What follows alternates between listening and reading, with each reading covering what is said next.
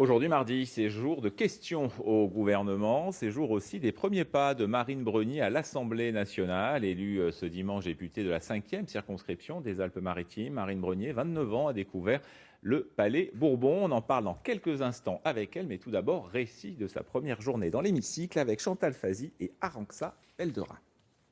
La parole est à Madame Marine Brenier. Elle a été accueillie par des applaudissements.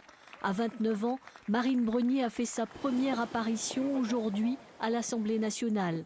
Une longue journée qui a commencé par la découverte de son bureau et celle de ses nouveaux attributs de députée. On a une écharpe, l'écharpe du parlementaire. Élue dimanche, députée des Alpes-Maritimes, Marine Brenier succède à Christian Estrosi. C'est lui qui l'a imposé dans cette circonscription, laissée vacante pour cause de cumul des mandats après son élection à la tête de la région PACA. Il était son suppléant lors de cette élection, il reste son mentor.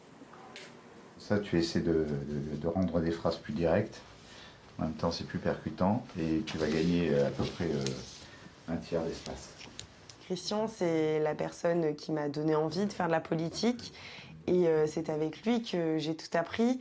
Donc l'avoir encore une fois à mes côtés aujourd'hui, c'est rassurant et puis j'écoute attentivement tous les conseils qu'il peut me donner. Je lui donne ces petits trucs qu'on connaît quand on a un peu l'expérience de l'hémicycle pour lui permettre d'être pile dans le timing, de ne pas se faire couper la parole. C'est le b.a.-ba pour la première séance, mais qui va lui permettre de décoller immédiatement et d'étonner beaucoup de monde. Il faut dire que l'intervention porte sur un sujet cher au cœur du maire de Nice, la sécurité de la fan zone à la veille de l'Euro.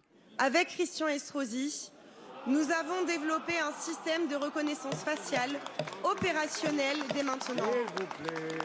Pourquoi n'autorisez-vous pas l'utilisation de ce système ? Désormais femme politique à temps plein, la nouvelle parlementaire devra, pour se conformer à la loi, renoncer à l'un de ses mandats, soit au conseil municipal de Nice, soit au conseil départemental des Alpes-Maritimes. Et on retrouve en direct de Paris Marine Brenier. Bonsoir. Merci d'avoir accepté notre invitation. Alors, on a vu comment s'est passée votre première journée dans l'hémicycle. Qu'avez-vous ressenti lorsque vous avez découvert les lieux? Qu'est-ce qui vous a le plus impressionné? Écoutez, j'étais extrêmement heureuse puisque c'est vrai que c'était la première fois pour moi que je me rendais à l'Assemblée nationale.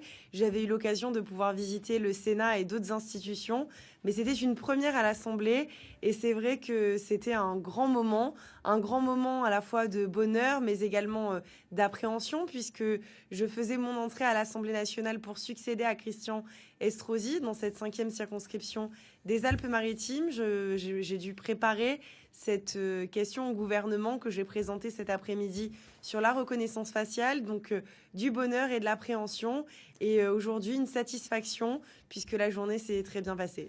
Et pourquoi justement cette question sur la reconnaissance faciale? C'est un thème, on le sait, très cher à Christian Estrosi. C'est lui ou c'est vous qui avez choisi ce thème? En fait, le thème de la reconnaissance faciale faisait partie de mes axes de campagne pour cette élection législative, puisque j'avais décidé de baser ma campagne autour de 3 thématiques: la sécurité, le travail et la fiscalité et la ruralité. Et dans ce thème de la sécurité, j'avais promis que si j'étais élue, je porterais une proposition de loi visant à la mise en place de la reconnaissance faciale. Et c'est la raison pour laquelle j'ai souhaité pouvoir poser cette première question au gouvernement portant sur la reconnaissance faciale. Votre première proposition de loi, ce sera sur ce thème? Oui, tout à fait, tout à fait. Vous le savez, nous allons bientôt accueillir l'Euro 2016 dans toute la France et à Nice. Et c'est la raison pour laquelle il me paraissait important de pouvoir porter une proposition de loi et porter cette question au gouvernement pour un sujet qui va nous concerner directement et qui va concerner mes concitoyens de la 5e circonscription des Alpes-Maritimes puisque le stade se trouve dans cette circonscription.